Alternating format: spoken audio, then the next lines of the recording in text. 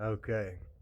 Day two on researching this Epstein stuff. I found this ex CIA agent doing this interview with a convicted criminal that was in the same facility as Epstein. Now, check this out. And Epstein was connected to so many corrupt politicians, not just in the US, but abroad. It makes complete sense that FBI would have approached him. FBI would have said, "You're doing terrible things. We could send you to jail. Or you can agree to collaborate with us. We will carve out your current That's the crimes. You won't be CIA held guy. criminally liable for those crimes that you commit in support of our larger operation." That's where my predominant theory is taking me now. Wow, I've never heard that before. Criminal. I never thought of it, but I recently did a piece on the FBI's, I would say, negligence when they found out that he was dead. Their offices are right across the street from the prison, from the jail, I would say, because I was in that jail. I know, right? It took them 7 hours to get to the crime scene. The FBI, 7 hours. I Could have said, walked why? there in 10 minutes. They would have been called immediately, I would assume, by the Bureau of Prisons, and yet they took that long. So maybe there is something. Are you of the belief that he definitely wasn't CIA or Mossad? I don't have a definite opinion.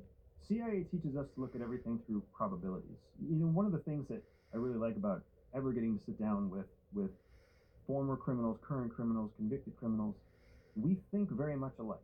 CIA thinks very much like criminal enterprises because what CIA does is illegal. We're just protected. We're a protected category under American law, where we're allowed to commit espionage if it's against foreign targets and it benefits national security. If it doesn't do both of those things, it's still illegal for us too. So we're trained systematically to think the way criminals learn to think through life on the streets, through the school of hard knocks, through on the job training. So we look at everything through probabilities. There's no guarantee of anything in life. But you can take certain steps and make certain actions and assess certain information to determine when is the right time to have the most likely success and the least chance of failure. That is 100% how criminals think. See the That's not how logo? the average MF. person That's thinks. the The name average of the person wants show. guarantees. The average person doesn't take action because there is no guarantee of success. Criminals take action all the time based on probabilities of success, based on a mix of controllable and uncontrollable inputs. That's how CIA teaches us to think. So that's why when I look at this Epstein case, there's no guarantee he wasn't CIA. But of the three predominant theories, FBI, CIA, foreign intelligence source, Mossad. or known CIA recruited asset, the CIA asset piece is the lowest probability, where the other two are much higher. Wow. And I do know, obviously, the FBI comes to the rescue of their informants, no doubt about it. But wouldn't we have seen cases built upon No. his information? Because he's a But then confidential again, how would we informant. know that? Yeah.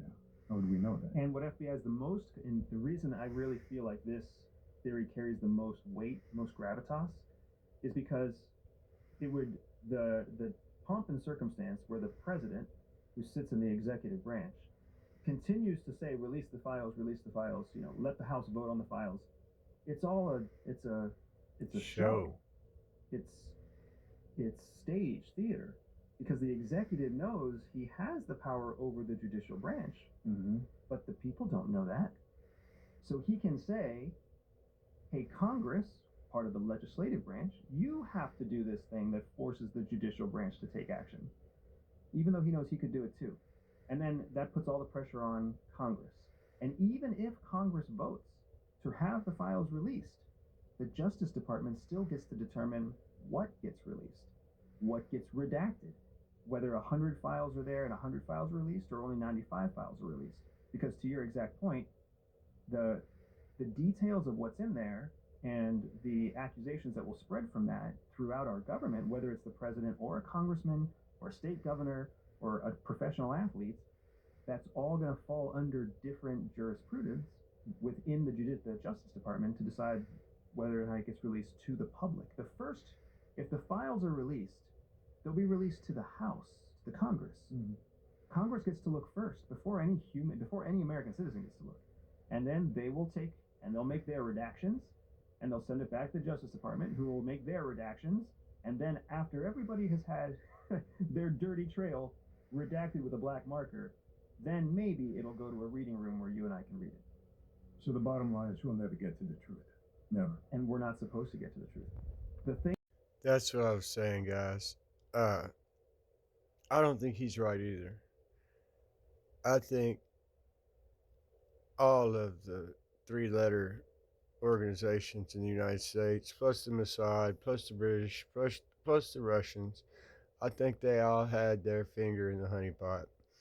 I think that Epstein was a pawn in a much larger game. And I don't think he killed himself either, but that's just my personal opinion. I could be so wrong. I mean, I'm not the brightest bulb in the bag, but through the day and a half I've been researching this, all fingers point to he wasn't smart enough to pull this off on his own. There had to be some kind of organization behind him, whether it be Mossad, British intelligence, KGB, or some United States intelligence or law enforcement. Someone had to be pulling the strings. If it was him by himself and he tried to blackmail, say, the POTUS, he would be unalive so fast that you would never even heard of Epstein. Somebody had to be helping him. He could not have done this on his own. It's my personal opinion. Could be wrong. But I don't think we're ever going to see them files, guys.